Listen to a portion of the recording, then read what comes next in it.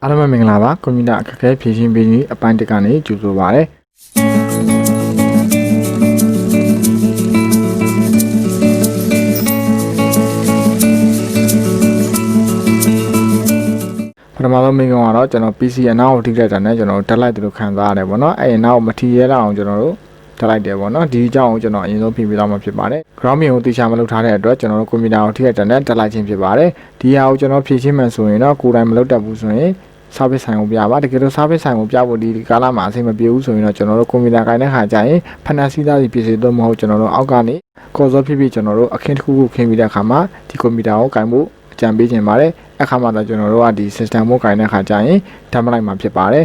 အဲဆိုရင်တော့ပထမဆုံးမိထားတဲ့မိကုန်းကိုနားလည်လောက်ပြီလို့ထင်ပါတယ်โอเคအဲ့တော့ကျွန်တော်တို့ဒုတိယမိကုန်းတစ်ခုကိုဆက်သွားမှာဖြစ်ပါတယ်ဒုတိယမိကုန်းကဘာလဲဆိုတော့ကျွန်တော်တို့ laptop မှာ keyboard ကအားလုံးအရင်တော့ရတယ်ဗောနော်အစတော့ရတယ်အခုနောက်ပိုင်း keyboard တွေကသုံးမရတော့ဘူးတချို့ key တွေကလွတ်လာတယ်ဗောနော်ဒါကဘာဖြစ်တဲ့ error တွေဗောโอเคအဲ့တော့ကျွန်တော်တို့ keyboard ဆိုတဲ့နေရာမှာကျွန်တော်တို့ဒီ external keyboard ကိုအရင်ပြောရပါမယ် external keyboard ကဘာလဲဆိုတော့ကျွန်တော်တို့ external အပြင်မှာရိုက်တဲ့ keyboard ကကျွန်တော်တို့အမြန်ရိုက်တယ်ဗောနော်ကျွန်တော်ဖြစ်တယ်လို့ကျွန်တော်တို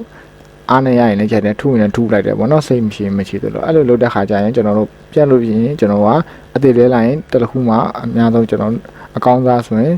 1000 2000တလောက်ဗောနော်ကျွန်တော် gaming မဟုတ်ဘဲနဲ့အကောင်းစားဆိုရင်ဒီလောက်ပဲကျွန်တော်ကုန်ကြတာဗောနော်ဒါပေမဲ့ကျွန်တော် laptop keyboard ကိုတွားပြီးတော့ကျွန်တော်တို့ကဒီ external keyboard မသုံးဘဲ laptop keyboard ကိုအားပြုပြီးရိုက်မယ်ဆိုရင်ဒီရဲ့ keyboard ကကျွန်တော်တို့ external keyboard တစ်ခုကအလုံးစုံတက်တန်းစီကန်းရှိကိုင်းတဲ့လူဆိုရင်တက်တန်းအလုံးစုံ2နှစ်လောက်ကောင်းသုံးလို့ရတယ်ဗောနော်ဒီထက်ပိုပြီးကျွန်တော်တို့သုံးလို့ရှိရင် key တွေပြတ်သွားတာရှိပါတယ်ဒီတိုင်းမှာပဲကျွန်တော်တို့ laptop keyboard ကလည်းသူရဲ့ original keyboard ဆိုရင်တော့ကျွန်တော်တို့တကယ်သုံးမယ်ဆိုရင်သူရဲ့တက်တန်းကလည်း2နှစ်ထပ်ပို့ပြီးတော့သုံးလို့ကောင်းမှာမဟုတ်ပါဘူးအဲ့တော့ကျွန်တော်တို့ laptop မှာ keyboard ပါတယ်ဆိုပေမဲ့ကျွန်တော်အပြင်သွားတာမဟုတ်ဘဲနဲ့အိမ်မှာဆိုရင်တော့ကျွန်တော် external keyboard ကိုတက်ပြီးတော့အသုံးပြုဖို့အကြံပေးခြင်းပါတယ် keyboard တွေကကျွန်တော်တို့ကြာလာတဲ့အများပြတ်နိုင်ပါတယ်အဲ့ဒါကြောင့်ကိုအပြင်သွားရဲဆိုရင်တော့ laptop keyboard ပဲယူသွားပါ laptop ပဲယူသွားပါတကယ်လို့အိမ်မှာသုံးမယ်ဆိုရင် external keyboard ကိုပဲတက်ပြီးတော့သုံးသိချင်ပါတယ်ဒီ key တွေပြတ်တဲ့ဟာဘလို့ဖြည့်ရှင်းမလဲဆိုတော့ကျွန်တော်တို့ကအများသောအားဖြင့်တော့ဒီ keyboard တွေပြတ်လို့ရှိရင်တော့အသစ်လဲကြပါတယ်သူ့ရဲ့ model ကအသစ်ပြန်လဲကြပါတယ်ဈေးနှုန်းကလည်း2000 3000ကနေကျွန်တော်တို့5000 6000တိရှိပါတယ်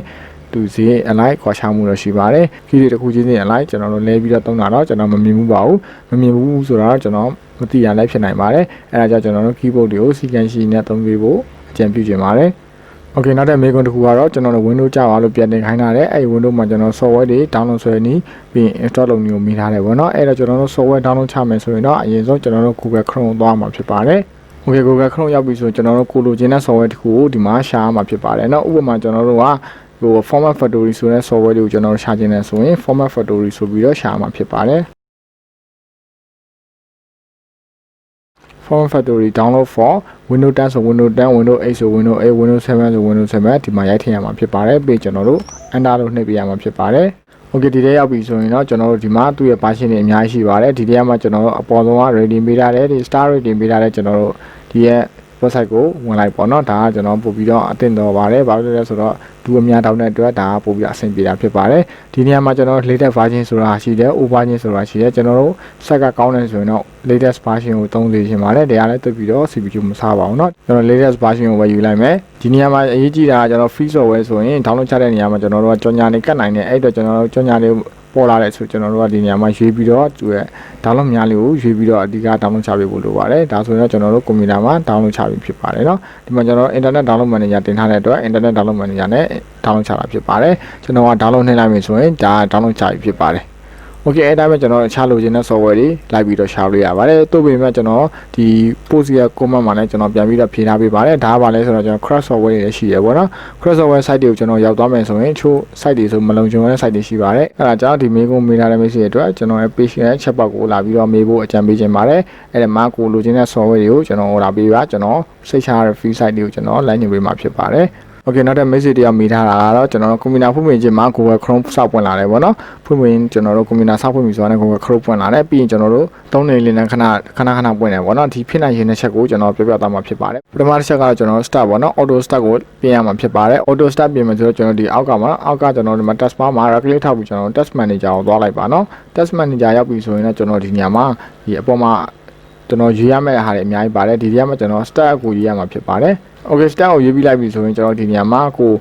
ဒါတွေကကျွန်တော်ပုံမှန်ဆိုရင်ဒီညမှာ anime ဖြစ်နေပါလိမ့်မယ် anime ဆိုတာလှုပ်ဆောင်နေရတာ disable ဆိုတာလှုပ်ဆောင်ချက်ကိုပိတ်ထားတာဖြစ်ပါတယ်ဒီညမှာကျွန်တော်တို့ကဒီညမှာ Chrome ကျွန်တော်တို့လာပေါ်တယ်ဆိုရင် Chrome ကျွန်တော်တို့က anime ပေးထားမယ်ဆိုရင်ဒီညမှာ Chrome ကကင်မရာဆက်စပ်ဖွင့်ခြင်းမှာကျွန်တော်တို့ကဒီ Chrome ကဘာမှမလုပ်ရသေးဘဲနဲ့ပွင့်လာမှာဖြစ်ပါတယ်ဒါကကျွန်တော်တို့အရေးကြီးတဲ့အချက်ပေါ့နော်ဒီမှာကျွန်တော်တို့ internet download manager ကိုလည်းကျွန်တော်ဖွင့်ထားတယ်ဆိုရင်ကင်မရာဆက်စပ်ခြင်းမှာသူက internet download manager အလုပ်လုပ်နေမှာဖြစ်ပါတယ်ဒီညမှာအရေးကြီးတာကျွန်တော် Wi-Fi တို့ဘာလို့ချားကျွန်တော်တို့ဒီရဲ့ security ဘိုင်းနေဆိုရင်ကျွန်တော်တို့ဖွင့်ထားဖို့လိုပါတယ်ဒါတွေကျွန်တော်တို့ဖွင့်ထားမှာအလုပ်လုပ်မှာဖြစ်ပါတယ်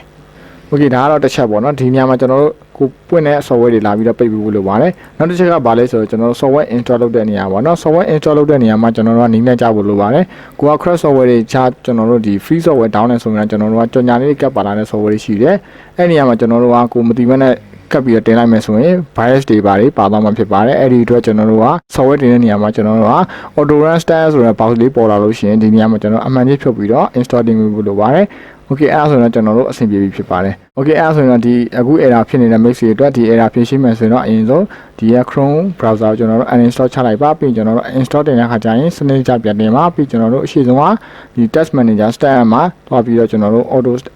auto style တွေဖြစ်နေကျွန်တော်တို့ disable လုပ်ပေးဖို့လိုပါတယ်ဒါဆိုရင်တော့ဒီ error တွေကိုဖြေရှင်းပေးနိုင်မှာဖြစ်ပါတယ်ဟုတ်ပါပြီအဲ့ဒါဆိုရင်တော့ကျွန်တော်ဒီနေ့အတွက်တွေ့ရတဲ့ comment လေးတွေကိုဖတ်ပြသွားတာဖြစ်ပါတယ်နောက်ထပ်လည်းဒီလိုအစီအစဉ်လေးတွေလာမှာဖြစ်တဲ့အတွက်ကိုမေးချင်တဲ့ error လေးတွေကိုသိချင်တဲ့ error လေးတွေကိုဖြစ်နေတဲ့ error လေးတွေကိုလာမေးဖို့အကြံပေးချင်ပါတယ်အားလုံးကိုကျေးဇူးတင်ပါတယ်ခင်ဗျာ